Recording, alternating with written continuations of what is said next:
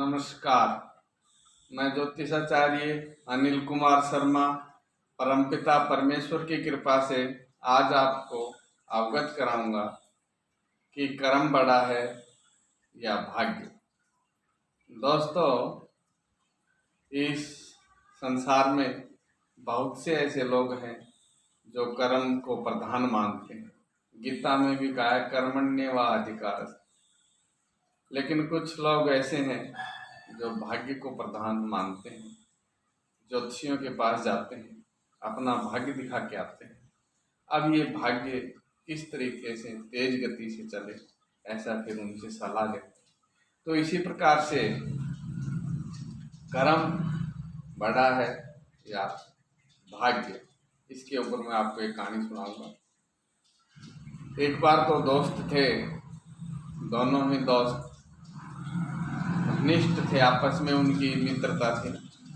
लेकिन एक दिन कर्म और भाग्य के ऊपर इतना विवाद बढ़ गया कि दोनों को जेल में डाल दिया गया। मामला न्यायाधीश के पास चला गया। न्यायाधीश ने विचार किया और उनकी व्यवस्था करवा के अगले दिन आदेश सुनाया कि इनको एक काली कोठरी में दोनों को बंद कर दिया जाए। अब शाम को उनको बंद कर दिया तो दोनों मित्र तो थे, बातें करने लगे। जो मित्र भाग्य को बड़ा मानता था वह कहने लगा कि जो भाग्य में है वह हो जाएगा, और सो गया।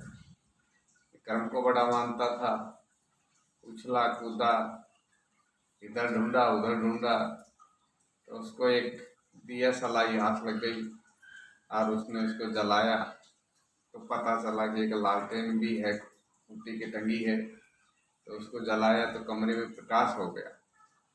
अब अंधेरे कमरे में प्रकाश हो गया तो उसको पता चला कि कमरे के अंदर भी एक कमरा है।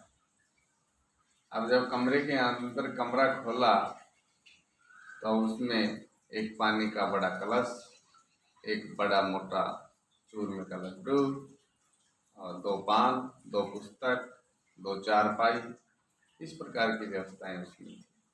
अब जो व्यक्ति कर्म को बड़ा मानता था उसने सोचा कि चलो मित्र ही तो है, ये खटिया दूसरी खाली पड़ी रहेगी, उसको जगाता है। तो कहता है कि ले चूरमा खा, पानी पी और खाट पे सो। तो दोनों मित्र आराम से सो गए। अब जब सुबह हुआ न्यायाधीश ने उनको बुलवाया, कहने लगा कि रात को आपका कुछ फैसला हुआ।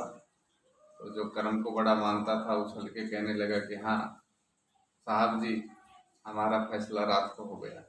ये तो सो गया था भाग्य को बड़ा मान करके, और मैं उछला, मैंने इतने प्रयास किए और मेरे प्रयास के, मेरे कर्म के बदौलत मुझे ये सारी सफलताएं मिली। तो जब उस कर्म को बड़ा बताने वाले मित्र ने अपनी सारी सफाई प्रस्तुत कर दी तो न्यायाधीश ने भाग्य को बड़ा बताने वाले मित्र से कहा कि हाँ भाई, तेरा क्या विचार है।